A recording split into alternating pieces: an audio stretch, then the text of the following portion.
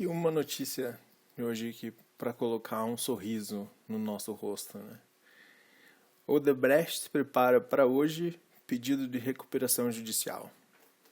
O artigo publicado no site Valor Econômico, o artigo diz: o Conselho de Administração da holding do Grupo Odebrecht, conhecido pela sigla ODB, deve formalizar hoje o aval para um pedido de recuperação judicial.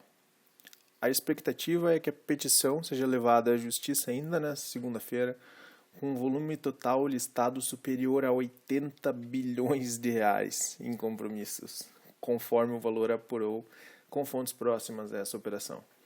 Será a maior recuperação judicial já realizada no Brasil, acima do homologado no início de 2018 pela empresa de telefonia Oi, com 64 bilhões de reais renegociados.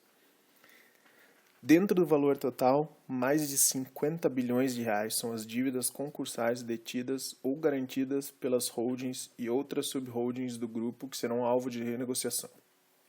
O volume completo inclui ainda diversos compromissos dentro do próprio grupo de empréstimos entre companhias. A Odebrecht, seus assessores financeiros e legais ainda estão trabalhando na formatação da petição inicial que listará as dívidas conforme o valor apurou. Os valores exatos ainda não estavam definidos até o fechamento dessa edição. O processo está sendo conduzido pela RK Partners, de Ricardo Kopner-Macker. Eu triturei o nome dele. Knopfel-Macker, ou alguma coisa do tipo. E pelo escritório E. Munhoz Advogados, de Eduardo Munhoz. Os principais grupos de credores que estarão na recuperação judicial são os 6 maiores bancos brasileiros, os detentores de bônus emitidos fora do Brasil e garantidos pela OEC, Odebrecht Engenharia e Construção, e também agências de crédito do Peru, com destaques para seguradoras.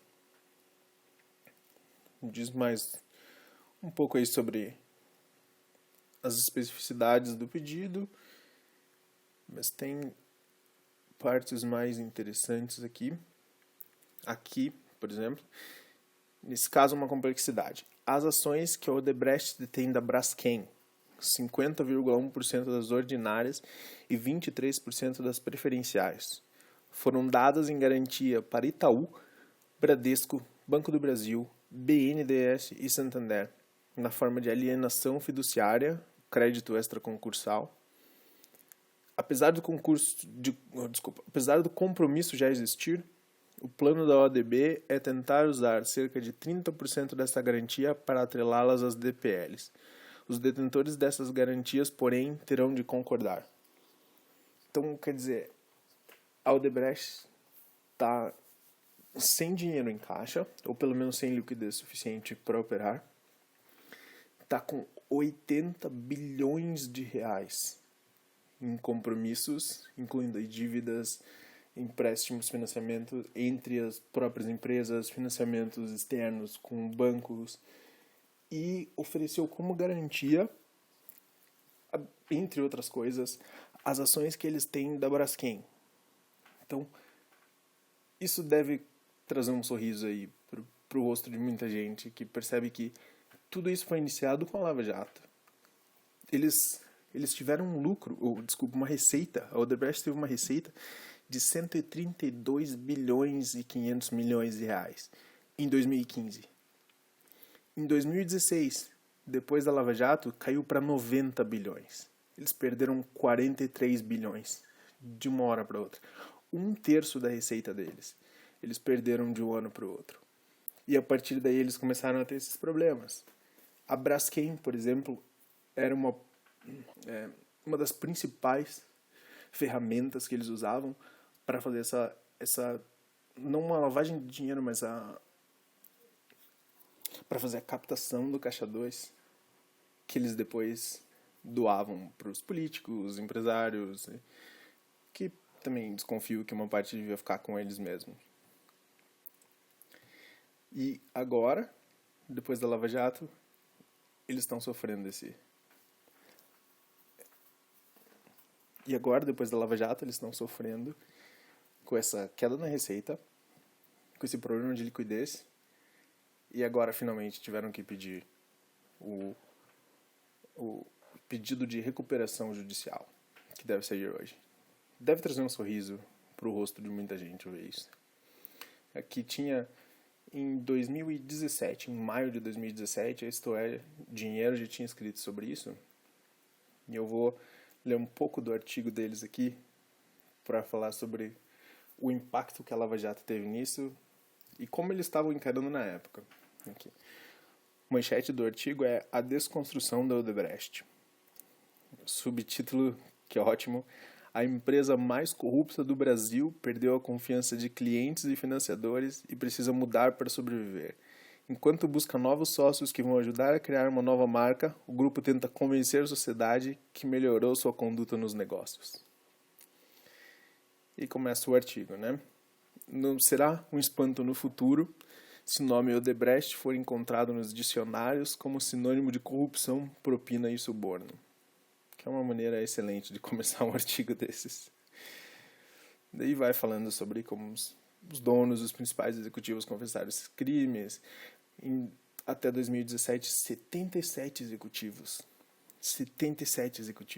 tinham deposto, falando sobre como desde 2006, entre 2006 e 2017, quase 11 bilhões de reais passaram pelo Caixa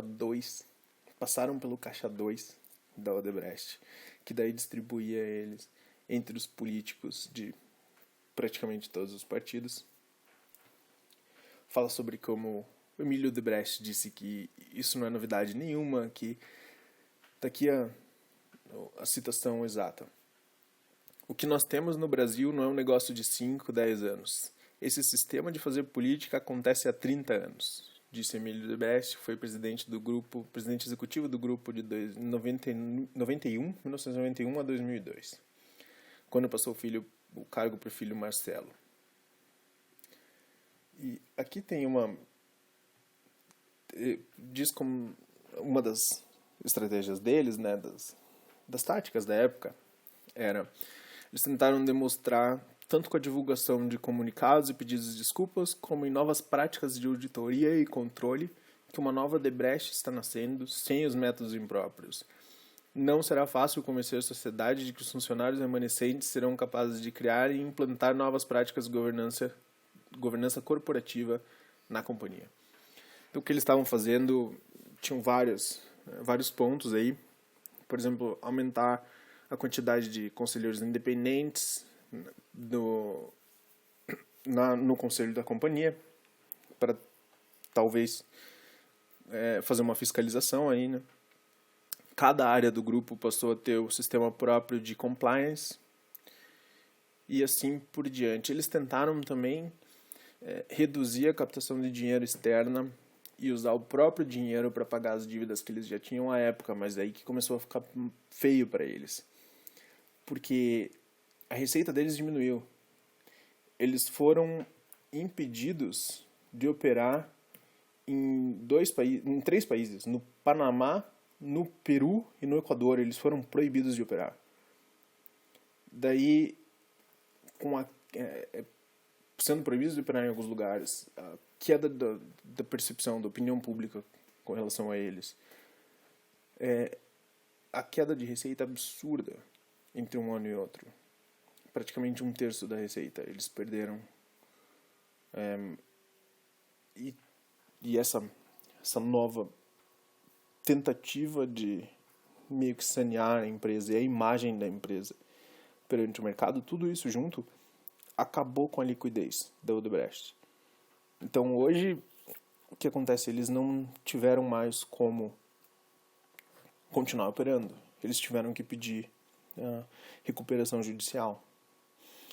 E é engraçado ver isso, porque nesse próprio artigo de 5 de maio de 2017 dizia que o risco de recuperação judicial deixou de existir, afirmou Newton de Souza, diretor executivo do grupo ao jornal Valor Econômico. Quer dizer, há 2 anos eles diziam que não tinha risco disso acontecer. Mas com todos os problemas que eles tiveram, que foram iniciados pela Lava Jato, com certeza, e que daí tiveram que devolver dinheiro para alguns países, né? Foram obrigados a devolver mais ou menos 4 bilhões de reais nos Estados Unidos. E com todos esses problemas que eles vinham enfrentando aqui, a queda de liquidez, e eles tentando sanear a empresa, chegou num ponto em que ela já não tem mais como operar. E por isso, olha, tem muitos motivos para ficar feliz com a Lava Jato. Muitos. E esse é mais um deles. Para quem tá de olho nisso, essa manchete ela dá um motivo a mais para ter um sorriso estampado no rosto hoje. Que bom. Vai tarde o Odebrecht. E eu só não torço pro fim da Odebrecht, porque isso seria prejudicial para a economia nacional. Mas é bom que sofra um pouco mesmo. É bom mesmo. É lindo ver uma coisa dessas acontecer. Mas é isso, galera. Eu vejo vocês amanhã. Valeu!